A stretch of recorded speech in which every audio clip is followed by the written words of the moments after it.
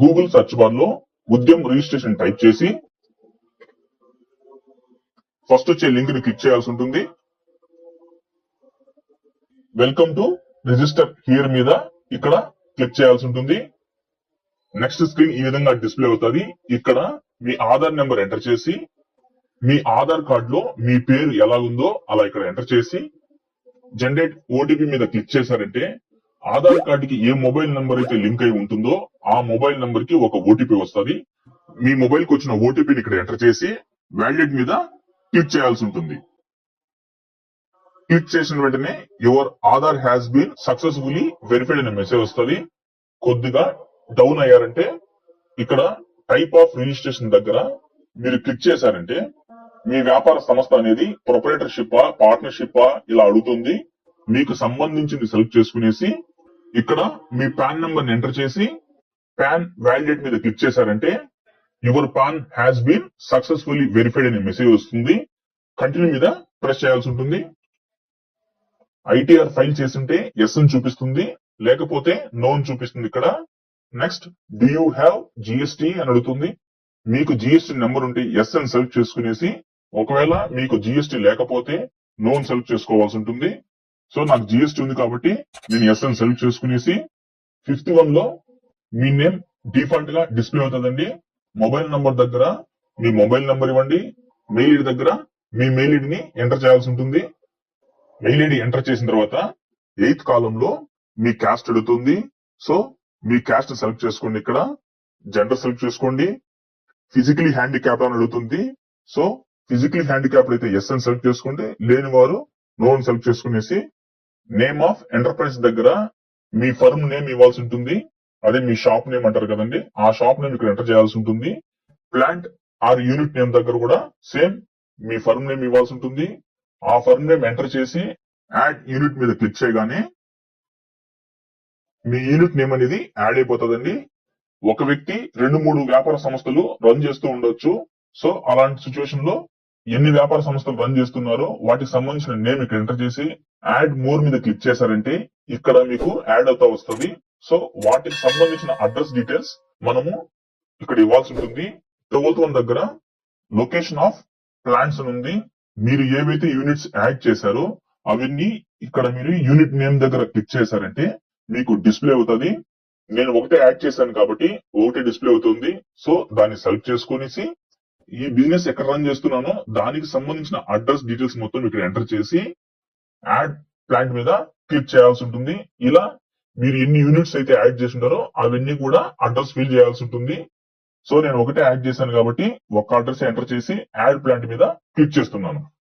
Add plant మీద click చేయగానే మన యూనిట్ నేమ్ అలాగే అడ్రస్ మొత్తం ఇక్కడ డిస్ప్లే అవుతుంది. మీరు అడ్రస్ ని ఎడిట్ చేయాలన్నా డిలీట్ చేయాలన్నా ఇక్కడ ఒక ఆప్షన్ ఉంది, డిలీట్ ఆప్షన్. సో దాన్ని క్లిక్ చేసి మళ్ళీ మీరు కరెక్ట్ అడ్రస్ ఎంటర్ చేయొచ్చు. ఇక్కడ అఫీషియల్ అడ్రస్ ఆఫ్ ఎంటర్ప్రైజెస్ అని ఉంది. ఫర్ ఎగ్జాంపుల్ మన బిజినెస్ ఒక చోటు ఉండి ఆఫీస్ వేరే చోటు ఉంటే గన దానికి సంబంధించిన ఆఫీస్ అడ్రస్ డీటెయిల్స్ ఇక్కడ ఇవ్వాల్సి ఉంటుంది. ఒకవేళ మీ బిజినెస్ అడ్రస్ అలాగే ఆఫీస్ అడ్రస్ సేమ్ అయితే గన ఇదే అడ్రస్ ని ఎంటర్ చేయండి. 14th column దగ్గర ప్రీవియస్ గా మీరు ఏదైనా యుఏఎం రిజిస్ట్రేషన్ లాంటివి ఏదైనా చేసి ఉంటే ఇక్కడ మీకు డీటెయిల్స్ డిస్ప్లే అవుతుంది. నాది ఎటువంటి రిజిస్ట్రేషన్ లేదు కాబట్టి డిఫాల్ట్ గా నాట్ అప్లికబుల్ అని ఎనేబుల్ అయింది. 15th దగ్గర స్టేటస్ ఆఫ్ ఎంటర్ప్రైజెస్ అని ఉంది. Date of incorporation or registration ఉంది. అంటే మీ బిజినెస్ ని ఎప్పుడు రిజిస్ట్రేషన్ చేసుకున్నారో డీటెయిల్స్ ఇవ్వాల్సి ఉంటుంది. ఇక్కడ బి దగ్గర వెదర్ ప్రొడక్షన్ దగ్గర మీరు బిజినెస్ ఎప్పుడు స్టార్ట్ చేశారనే డేటా ఇక్కడ ఎంటర్ చేయాల్సి ఉంటుంది.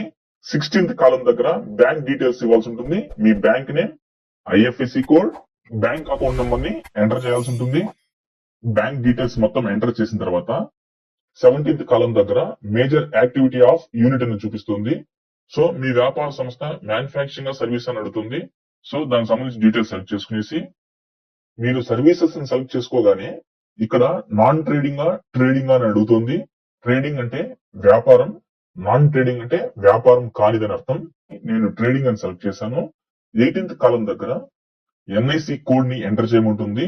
ఇక్కడ మీరు ట్రేడింగ్ అని సెలెక్ట్ చేసుకునేసి ఎన్ఐసి 2 digit కోడ్ దగ్గర క్లిక్ చేశారంటే మీది హోల్సేల్ రీటైల్ బిజినెస్ అనేది ఇక్కడ ఇందులో నుంచి సెలెక్ట్ చేసుకోవాల్సి ఉంటుంది.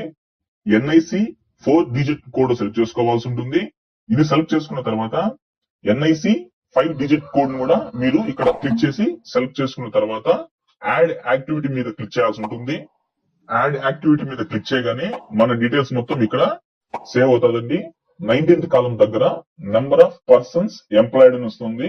మన వ్యాపార సంస్థలో మగవాళ్ళు ఎంతమంది పనిచేస్తున్నారు, ఆడవాళ్ళు ఎంతమంది పనిచేస్తున్నారు, అదర్స్ ఎంతమంది పనిచేస్తున్నారు, ఇలాంటి డీటెయిల్స్ ఇక్కడ ఇవ్వవలసి ఉంటుంది.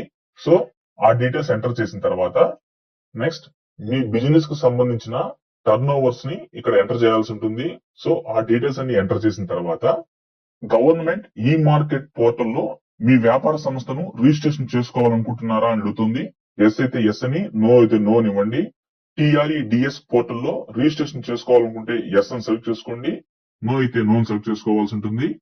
ఎన్సిఎస్ పోర్టల్లో మీరు రిజిస్ట్రేషన్ చేసుకోవాలనుకుంటే ఎస్ అని, లేదంటే నో అని సెలెక్ట్ చేసుకోవాల్సి ఉంటుంది.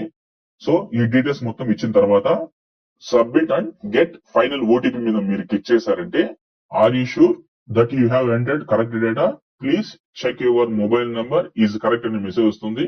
ఓకేని ప్రెస్ చేయండి. ఇక్కడ మీ మొబైల్ నంబర్ కు వచ్చిన ఓటీపీని ఎంటర్ చేసి అలాగే వెరిఫికేషన్ కోడ్ క్యాప్చా కోడ్ ని ఇక్కడ ఎంటర్ చేసి ఫైనల్ సబ్మిట్ మీద క్లిక్ చేశారంటే జస్ట్ ఓకే ప్రెస్ చేయండి. ఓకే ప్రెస్ చేయగానే నెంబర్ వస్తుంది, దీన్ని నోట్ చేసి ఉంచుకోండి. ఓకే ప్రెస్ చేస్తున్నాను. ఓకే ప్రెస్ చేయగానే నెక్స్ట్ స్క్రీన్ ఈ విధంగా డిస్ప్లే అవుతుంది. Thank you for visiting Udyam registration portal అని. సో ఈ నెంబర్ మనకు చాలా ఇంపార్టెంట్. దీన్ని మీరు ప్రింట్ తీసి పెట్టుకోవచ్చు. ఉద్యమ్ రిజిస్ట్రేషన్ సర్టిఫికెట్ ని ఏ విధంగా డౌన్లోడ్ చేసుకోవాలో ఇప్పుడు చూద్దాం. సేమ్ ఇందాక మీరు ఓపెన్ చేసిన సైట్ లోకి మీరు వెళ్లాల్సి ఉంటుంది. జస్ట్ ఇక్కడ హోమ్ ని ప్రెస్ చేశారంటే ఇందులో ప్రింట్ ఆర్ వెరిఫై మీద క్లిక్ చేశారంటే ప్రింట్ ఉద్యమ్ సర్టిఫికేట్ అని మీకు డిస్ప్లే అవుతుంది. దీని మీద క్లిక్ చేసి ఇక్కడ ఫస్ట్ వన్ దగ్గర ఉద్యమ్ రిజిస్ట్రేషన్ నంబర్ ఇందాక మీకు జనరేట్ అయింది కదా, ఆ నెంబర్ ని ఇక్కడ ఎంటర్ చేసి అలాగే మీ మొబైల్ నెంబర్ ఇచ్చి మీ మొబైల్ కు ఓటీపీ రావాలనుకుంటున్నారా లేదా మెయిల్ ఐడికి ఓటీపీ రావాలనుకుంటున్నారా అనేది మీరు సెలెక్ట్ చేసుకునేసి వ్యాలిడేట్ అండ్ జనరేట్ ఓటీపీ మీద క్లిక్ చేశారంటే మీకు వచ్చిన ఓటీపీని ఇక్కడ ఎంటర్ చేసి వ్యాలిడేట్ ఓటీపీ మీద క్లిక్ చేశారంటే ఇక్కడ మీ సర్టిఫికేట్ మీకు డిస్ప్లే అవుతుంది. ఇక్కడ ప్రింట్ సర్టిఫికేట్ మీద క్లిక్ చేసి మీ సర్టిఫికేట్ ని ప్రింట్అవుట్ తీసుకోవచ్చు. జస్ట్ ఇంతే అండి.